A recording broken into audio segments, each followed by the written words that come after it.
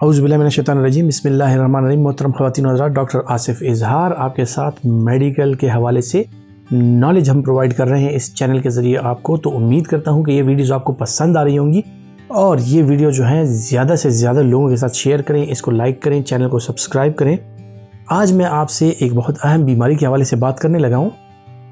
आज जिस टॉपिक को हमने सेलेक्ट किया है वो है जी एस्थमा, यानी दमे की जो बीमारी है, सांस फूलने की जो बीमारी है, खांसी की जो बीमारी है, जो दायमी बीमारी है सीने की, एस्थमा के बारे में मैं आज आपसे बात करने लगा हूँ। ख़वातीन हज़रात, एस्थमा के बारे में जानने के लिए ये ज़रूरी है कि आपको पता हो कि एस्थमा क्या चीज़ है और इसके पीछे क्या पैथोफिजियोलॉजी है, यानी क्या ऐसी चेंजेस आपके सीने में आ जाती हैं जिसकी वजह से आपको ये दायमी और ये डिस्टर्ब करने वाली बीमारी लाहक हो जाती है।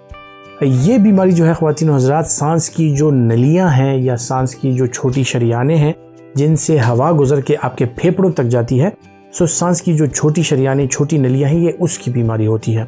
और उसके इर्द गिर्द जो लाइनिंग होती है, जो एपिथेलियम होता है, बुनियादी तौर पे क्या होता है कि उस एपिथेलियम में हाइपर सेंसिटिविटी आ जाती है और किसी भी चीज़ को एलर्जी की सूरत में जब उस एलर्जन को आपका एक्सपोजर होता है तो आपके बदन में ये ख़ास कैफियत आ जाती है कि इन छोटी जो नालियाँ हैं सांस की, इनमें म्यूकस प्रोडक्शन ज़्यादा हो जाती है और इस म्यूकस प्रोडक्शन के साथ साथ जो इसकी इंटरनल लाइनिंग है, जो इनर लाइनिंग है, उसमें सूजन आ जाती है। और म्यूकस प्रोडक्शन और सूजन दोनों की वजह से क्या होता है कि जो छोटी नलियाँ हैं, ये इसमें म्यूकस प्लग्स आ जाते हैं और आपको सांस लेने में दुश्वारी पेश आती है और हवा का गुज़र जब अल्वियोलाई की तरफ होता है, आपके लंग्स के जो बैलून्स हैं उनकी तरफ होता है, सो उसमें फिर आपको रुकावट पेश आती है। और ख़ुसूसन ये रुकावट फिर उस वक्त ज़्यादा होती है जब आप हवा को लंग्स से बाहर निकालना चाहते हैं। तो जब भी आपने देखा होगा कि एस्थमा के जो मरीज़ हैं वो सांस तो अंदर खींच लेते हैं, लेकिन उनको सांस बाहर ले जाते हुए उनके सीने से बाकायदा तौर पे एक वीज़ आती है, एक सीटी की सी आवाज़ आती है। इसी ब्रोंकोस्पाज्म की वजह से उनके लिए सांस लेना जो है वो मुश्किल हो जाता है। और इस मुश्किल को दूर करने के लिए और इन एयरवेज को क्लियर करने के लिए वो मुसलसल वो खांसता रहता है। और इसी तरह जो है तो ये खांसी का बाउट जो है या ये खांसी का दौरा जो है, ये कुछ मिनट से लेके कुछ दिनों तक और कुछ घंटों तक मुहित हो सकता है। अब जब ये एक्यूट अटैक आता है तो उसमें पेशेंट की हालत गैर हो जाती है और पेशेंट को सांस लेने में इतनी दुश्वारी पेश आती है कि आपको अपने पेशेंट को अस्पताल में शिफ्ट कराना पड़ जाता है। एस्थमा का एक्यूट अटैक अबॉर्ट करने के लिए मुख्तलिफ़ किस्म के नेबुलाइजर्स वगैरह या इस तरह के इंजेक्शंस और एंटी इन्फ्लेमेटरी जो दवाइयाँ हैं वो अस्पताल में इनको एडमिनिस्टर की जाती हैं। लेकिन ये अमल जो है, चूँकि बॉडी का एक इंटरनल एक इंट्रिंसिक एक फैक्टर है, तो ये ख़त्म नहीं होता और एस्थमा कई दिनों तक जारी रहता है। आपको इसे कंट्रोल रखना पड़ता है। एस्थमा जो है ये किसी भी एज के पेशेंट को हो सकता है, खुसूसन बच्चों में जो है तो उन लोगों की तादाद ज़्यादा है जिनको एस्थमा होता है और ये उम्र बढ़ने के साथ साथ उनकी ये प्रॉब्लम हल हो जाती है। लेकिन बाज़ औक़ात एस्थमा जो है ये दायमी तौर पे हो सकता है और काफ़ी अरसे तक रहता है और मरीज़ को जो है तो मुसलसल इलाज की ज़रूरत पड़ती रहती है। एस्थमा में अगर देखा जाए उसके जो एग्रीवेटिंग फैक्टर्स हैं, यानी जो चीज़ें एस्थमा को बढ़ाती हैं या जो चीज़ें इसको ज़्यादा करती हैं या आपकी तकलीफ़ में इजाफ़ा करती हैं, उन चीज़ों में खुसूसन वो चीज़ें शामिल हैं जो कि जिनकी स्मेल हो, जिनके फ्यूम्स हों, जिस तरह परफ्यूम वगैरह अगर ये लोग इस्तेमाल करें या डस्ट को इनके एक्सपोजर हो जाए या सिगरेट स्मोक को इनका एक्सपोजर हो जाए या रोड पे कहीं पे धुआं और इस तरह की कैफियत आ जाए तो इनकी प्रॉब्लम बढ़ जाती है। और इसी तरह अगर सडनली मौसम में चेंज आता है, यानी आप बहुत ठंडी हवा में इनको एक्सपोज कर दें या बहुत ठंडा पानी ये लोग पी लें, तो एकदम से इनके सीने में जकड़न स्टार्ट हो जाती है, इनको खांसी स्टार्ट हो जाती है और ये लोग जो है तो सांस में दुश्वारी महसूस करने लगते हैं। एस्थमा मुख्तलिफ टाइप्स का हो सकता है, जिसमें जो दायमी एस्थमा है यानी परसिस्टेंट एस्थमा है वो हो सकता है, ये मुसलसल आपको रहता है और मुसलसल काफ़ी अरसे तक आपको दवाइयों की ज़रूरत पड़ती है।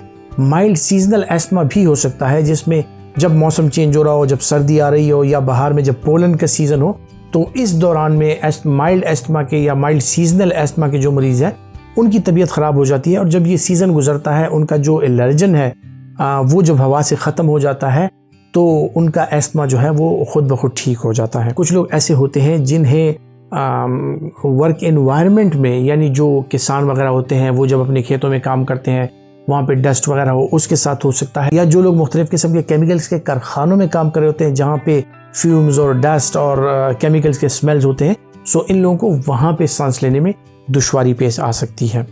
एस्थमा के मरीज़ जो होते हैं ख़वातीन हज़रात, ये बड़े फ्रेजाइल किस्म के मरीज़ होते हैं और इनका ख्याल रखना बहुत ज़्यादा ज़रूरी है, क्योंकि एस्थमा के कुछ अटैक्स जो होते हैं वो जानलेवा भी साबित हो सकते हैं। और इनको जब ये अटैक पड़ जाए और वो मुसलसल बढ़ रहा हो, सो इसको स्टेटस एस्थमेटिक्स कहा जाता है। और इसको अबॉर्ट करने के लिए कभी कभार आपका पेशेंट जो है वो ICU तक पहुंच जाता है। सो ऐसे लोग जिनको एस्थमा है वो ज़रूर अपनी खुराक का ख्याल रखें, अपने इन्वायरमेंट का ख्याल रखें, अपनी दवाइयों का ख्याल रखें। अगर आपको माइल्ड परसिस्टेंट या सीवियर परसिस्टेंट एस्थमा है जो कि दायमी है और आपको रोज़ दवाई लेनी है, तो आप अपनी दवाइयाँ रोज़ लिया करें।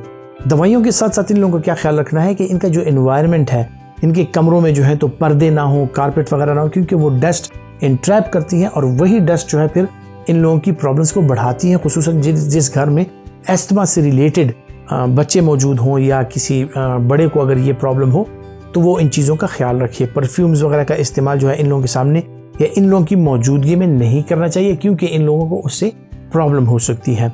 जैसे ही मौसम सर्द होता है, सर्द मौसम में गर्म कमरे से जैसे ये लोग निकलते हैं तो इनका सांस बंद होने लगता है और उनको एस्थमा का अटैक आ जाता है और उनको इनहेलर के ज़रिए या फिर नेबुलाइज़र के ज़रिए उसको अबॉर्ट करना पड़ता है।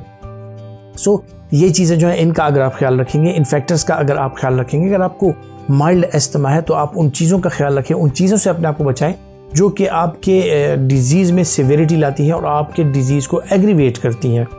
जिन बच्चों को ये प्रॉब्लम्स हैं उनको ज़रूर डॉक्टर से मशवरा करा लेना चाहिए। आपका डॉक्टर जो है आपकी एस्थमा की सिविरिटी और उसका नेचर वो जानता है और उसके लिए मुख्तलिफ किस्म के टेस्ट, जिसमें पल्मोनरी फंक्शन टेस्ट, आपका चेस्ट एक्सरे, ECG, एको वगैरह, ये टेस्ट करा के आपका जो सांस फूलता है या आपको जो प्रॉब्लम्स होती है उसकी तशखीस करता है। अगर आपकी तशखीस बतौर एक एस्थमा के पेशेंट होती है तो आपके लिए अपने लाइफस्टाइल को मॉडिफाई करना फिर ज़रूरी बन जाता है। और इस लाइफस्टाइल मॉडिफिकेशन में जो चीज़ें मैंने आपके साथ डिस्कस की वो आ सकती हैं। और इसके अलावा जो है तो आपकी ट्रैवलिंग, आपका खाना पीना, आपका रहना, आपका उड़ना बिछोना, ये सब जो है डिपेंड करता है कि आपकी एस्थमा की स्टेट कैसी है। आपको माइल्ड परसिस्टेंट एस्थमा है, आपको सीवियर एस्थमा है, या आपको सीजनल या माइल्ड सा एस्थमा है जिसके लिए आपको मुख्तलिफ किस्म की दवाई लेनी पड़ सकती हैं। अक्सर औकात लोग ये सवाल करते हैं कि एस्थमा में इनहेलर्स का इस्तेमाल जो है या दवाइयों का इस्तेमाल या नेबुलाइज़र का इस्तेमाल जो है वो किस हद तक ज़रूरी है। सो ये डिपेंड करता है एस्थमा की जो आपकी स्टेज है, स्टेज 1, 2, 3, 4, इस तरह मुख्तलिफ सेवेरिटी के स्टेजेस इसके होते हैं। उस लिहाज से जो है तो हम मुख्तलिफ किस्म की दवाइयों का इस्तेमाल करते हैं, जिसमें इनहेलर्स भी हो सकते हैं, कम्बिनेशन वाले इनहेलर्स, एक से ज़्यादा इनहेलर्स, उसके साथ जो है तो स्टीरॉयड ओरली भी आप दे सकते हैं, जो स्टेप अप ट्रीटमेंट है एस्थमा की। सो अगर आपका एस्थमा ट्रीटमेंट के साथ कंट्रोल नहीं है तो आपका डॉक्टर उसको स्टेप अप करता है और स्टेप अप में जाके आपकी जो स्टीरॉयड की डोज है वो बढ़ा सकता है, आपकी स्टीरॉयड जो है वो ओरल आपको दे सकता है।